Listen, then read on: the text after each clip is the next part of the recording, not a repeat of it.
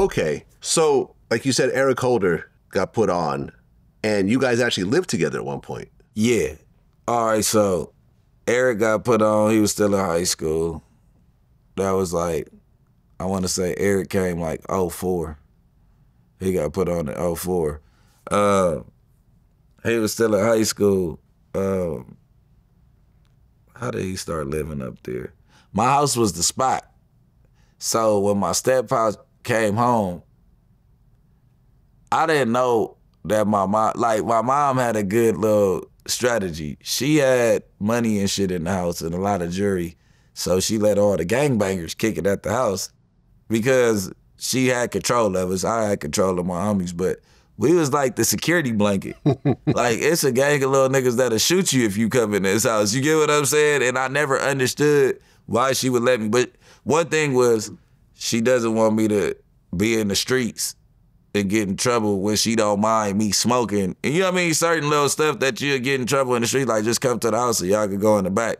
And that way, I don't have to worry about y'all while y'all doing your thing. You know what I'm saying? Instead of me trying to control your life, she just like opened up the doors to the neighborhood. So when my step-pops came home, he wasn't that comfortable with us because he didn't raise us because he been gone. So he's seeing all these dudes, tattoos on their face, gang banging, big old pistols everywhere. They immediately get another spot when he come home. So they end up really leaving that house. They still own the house, and then we didn't move. We just stayed there on Overhill. So around the first time I got shot, Eric was living with us, you know, just every day. That's my everyday homie. We doing shit every day. We going back and forth to Atlanta, so he ended up staying at the house for like months, like years for real. I think from like '07 to like '09. Okay, like early on, how violent was Eric Holder? Eric Holder was a fighter early on. Eric Holder was like a fighter. He was a good fighter though. He had a squabble. His put on was rough. It was rough for us. We sitting there like we're jumping him. Like we not finna keep letting this nigga whoop ass. Like I'm squabbling with him. Then Booger squabbling with him. We like the top squabblers back there at the time, like for our age. No, Jonathan hadn't poked out yet. And OB was too big. Yeah. So we back there squabbling and he like, we sweating. Like ain't nobody put him down or nothing. So he ended up, yeah, he was a good fighter at first. And he always been like real spontaneous with the shit, with the stuff that he got going on. Like you never know when he about to trip. It's always like a flick of the moment. Like he's known to challenge older homies when they question him. That's what got him the brain surgery. But oh, so yeah, because I've always wondered about this whole brain surgery. He actually had shock treatments also at some point, right? I had read that somewhere. It was shock treatments? Yeah, electroshock treatments.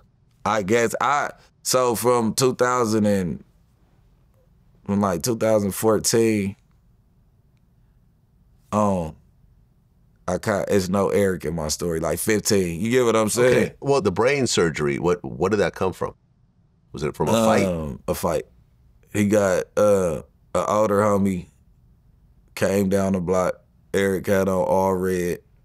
And, we was back there in the Overhills on our block, and somebody from another block came over there, even though it's all hood, older homie. I guess he ain't seen bro in a minute. He like, hey, who's you? Why you got on all of that? Bro, just get off.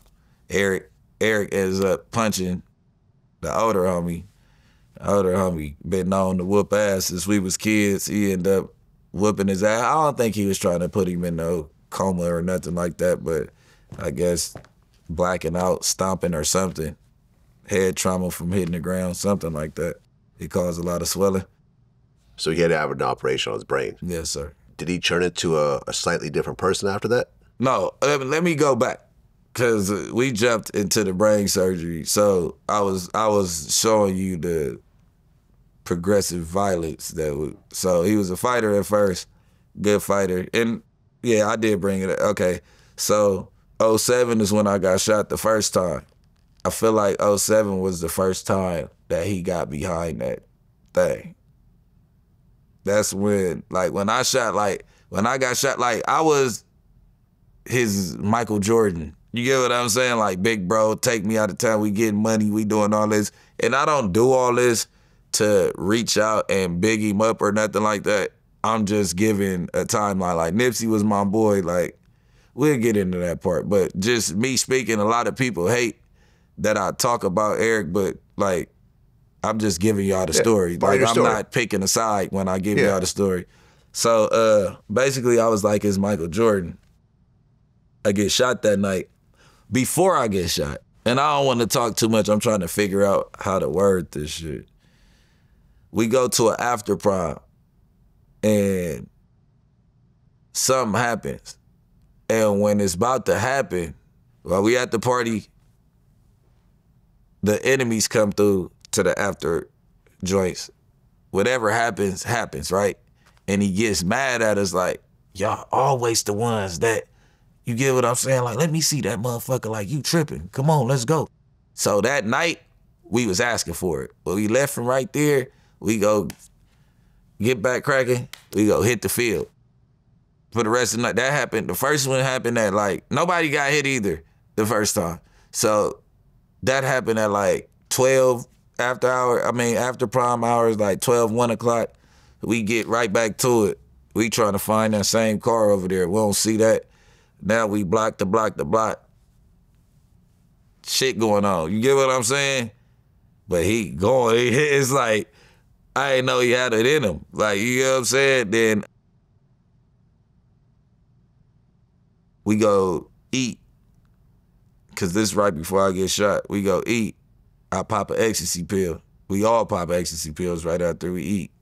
Now, this 4 in the morning. We getting higher at 4 in the morning. So probably like 3:34. Because Denny's was still open. Now we coming back, and my boy see the ops. He called, like, hey, long story short, we like, all right,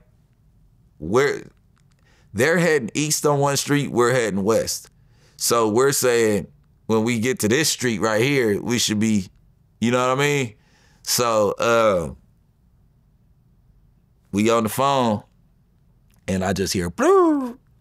And my boy like, oh shit. But mind you, we so high, we never asked what type of car the boys was in, them other people. You get what I'm saying? So they get picked off. Now, mind you, I know these little crazy niggas just seen a car following them get pulled over, right?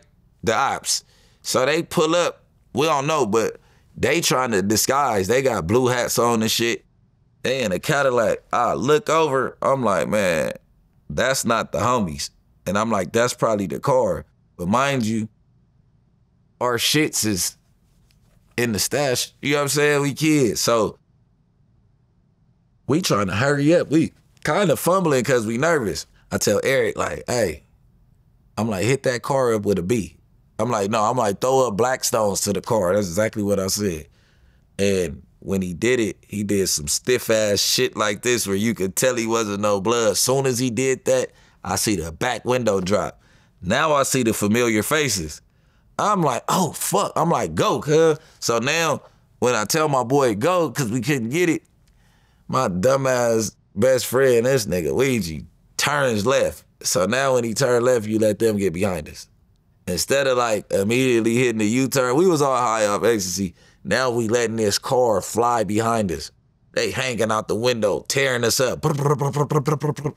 We can't bust back because it's behind us. You know what I mean? Well, they not even tearing the car up. I ain't gonna lie. The police found like 37 shells and they hit the car twice. So I can't even give them to tear the car up. Boom, we end up crashing. When we crash, the boys stand over me. We crash and I get, so basically we driving and I feel something hit me in my tailbone. But mind you, it's so much adrenaline going on. I'm not even thinking I'm shot. I'm like, damn, I broke my leg. And we hadn't crashed yet. I tell the homies, like, I broke my leg. They're like, you broke your leg? Like, what the fuck are you talking about? Then we crashed. They're like, oh, your leg broke? And I'm like, I try to get out the car. I'm like, oh, I'm shot. So one of the bitch ass homies ran, toe ass. And he ran to my house. Like, he was trying to run to the house. I'm like, you gonna take the ops to the house, you bitch ass nigga? But at the end of the day, we right there, and they parked like they about to get out.